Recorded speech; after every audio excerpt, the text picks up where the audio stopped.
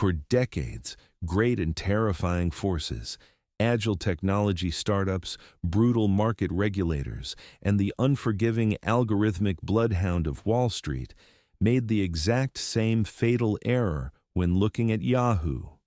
They assumed it was merely a fragile directory, a relic waiting to be buried. But let us look at the massacre that unfolded across the landscape.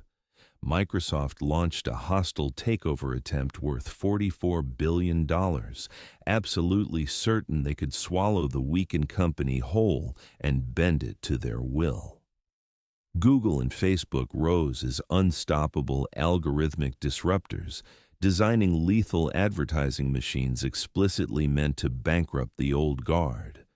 And long before that, the devastating dot-com bubble burst, vaporizing trillions of dollars in market value in a matter of months, triggering an economic crisis that slaughtered thousands of technology companies without mercy. Any other digital corporation would have declared absolute bankruptcy. Any other leadership team would have been liquidated, their massive data servers auctioned off for pennies, and their legacy entirely erased from human memory after suffering such catastrophic blows to their dominance. But instead of simply vanishing into the corporate abyss, they did the unthinkable. Even as their core identity collapsed under the weight of its own monumental arrogance, they absorbed critical foreign assets, executed a financial maneuver so bizarre it baffled the global markets, and transformed their decaying corporate corpse into one of the most lucrative, untouchable holding companies the financial sector had ever witnessed. This is the story of how Yahoo invented the concept of the digital walled garden, turned the global market into a ruthless war of attention retention, and learned how to lose battles in order to ultimately win eternity. To understand the sheer depth and gravity of this corporate empire, we must rewind time far back. There is a deeply entrenched, romanticized public relations myth about the origins of this titan. The world likes to believe in the charming, harmless illusion of two innocent Stanford University students, Jerry Yang and David Philo, sitting in a messy campus trailer, piecing together a quirky amateur directory called Jerry and David's Guide to the World Wide Web. Society views them as naive pioneers who accidentally stumbled upon a billion-dollar idea out of pure intellectual curiosity. That is a profound historical injustice. It is a massive illusion. From its earliest inception in 1994, this was never just a friendly list of internet links. It was the original brutal tollbooth of the World Wide Web. Before search engines became autonomous and algorithmic, these founders recognized a ruthless truth. He who controls the map controls the entire territory. They were not simply indexing the web as a public service, they were actively building a centralized choke point. In a wild, lawless digital frontier, they established themselves as the absolute gatekeepers. If a business wanted to exist in the minds of the digital consumer, it had to pay tribute to their directory. They thought, operated, and conquered like an implacable monopoly long before the concept of a modern internet giant was even codified in Silicon Valley. The true secret weapon of this corporation was not merely having access to hundreds of millions of dollars from aggressive venture capital investors. It was not about having a slightly better search categorization system or a faster server infrastructure. Their ultimate weapon was something entirely invisible, a cult-like corporate culture combined with a predatory business model known as the web portal. They engineered a closed ecosystem, a walled garden meticulously designed to trap users. They did not want you to search for a specific piece of information and immediately leave. They wanted to capture your psychological attention and never let it go. They offered electronic mail, real-time financial news, fantasy sports leagues, weather reports, and highly addictive chat rooms, all tightly woven together to create a suffocating, inescapable digital gravity. This architectural philosophy turned the entire technology industry upside down. It generated an almost fanatical loyalty among the early Internet demographic. The concept of the portal was so overwhelmingly powerful, so aggressively lucrative, that it forced the rest of the global market to desperately copy their blueprint. Every established media conglomerate, every massive telecommunications provider, and every software giant scrambled to build their own portals, terrified of being left behind and destroyed by the supreme digital empire of the late 20th century. Then came the golden era. The sheer magnitude of their dominance during this period is difficult to comprehend today. By the late 1990s, they had reached an astronomical valuation of $125 billion.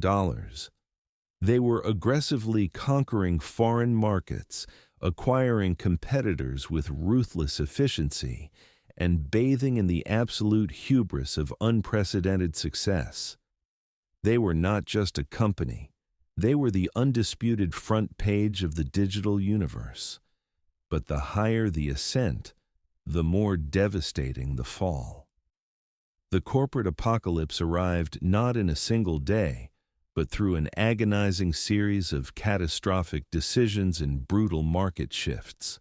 The dot-com bubble ruptured, decimating their advertising revenue.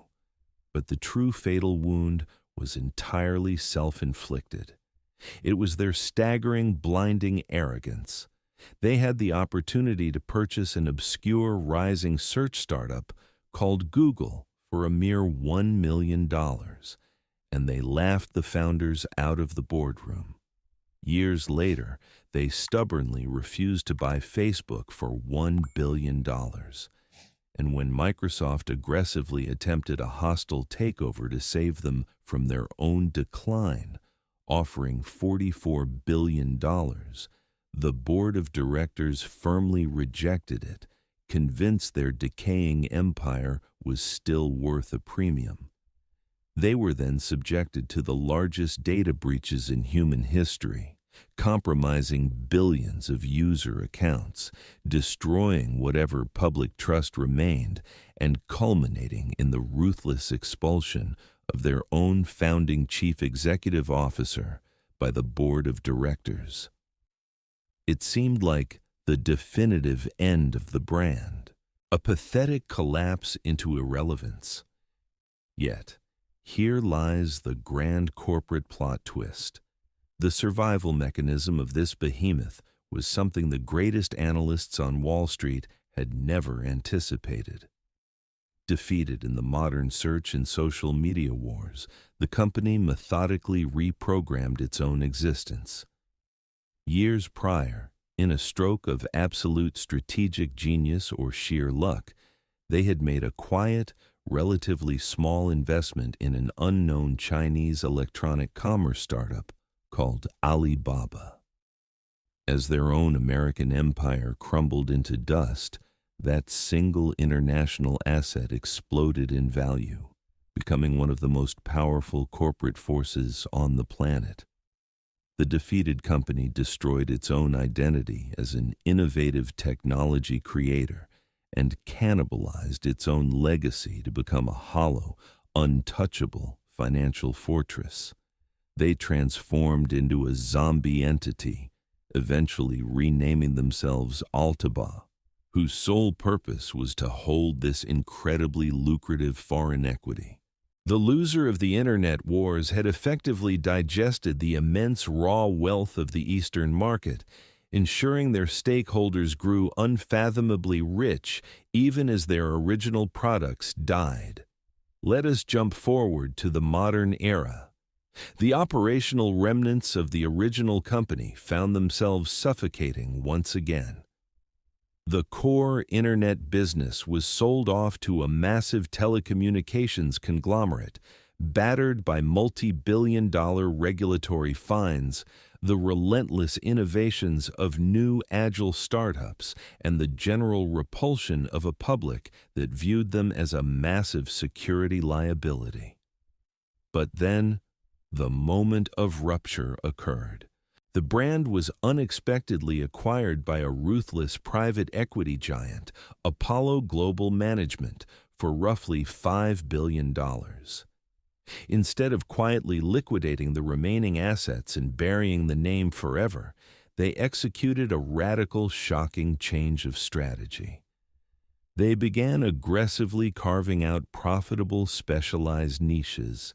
They leaned heavily into their financial and sports divisions, injecting massive capital into exclusive media partnerships and complex artificial intelligence integrations. They flatly refused to die in the shadows. This was not just a corporate whim, it was a statement to the world. We are not a relic of the past. We are a modern superpower, and you will reckon with us. Today, we are left with a haunting paradox. There are two simultaneous visions of this entity fighting for dominance.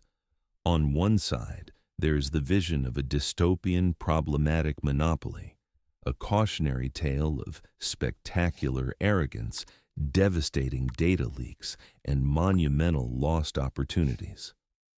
On the other side, there is the romantic, indispensable memory of the original Internet compass, a resilient product whose financial data and sports platforms millions of loyalists still categorically refuse to abandon.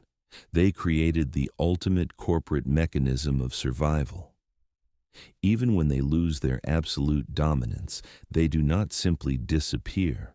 They mutate, they adapt, and they remodel the industry's financial structures to ensure their underlying presence endures forever. Because sometimes, hidden behind the simple logo of Yahoo, there is a quiet, invisible war.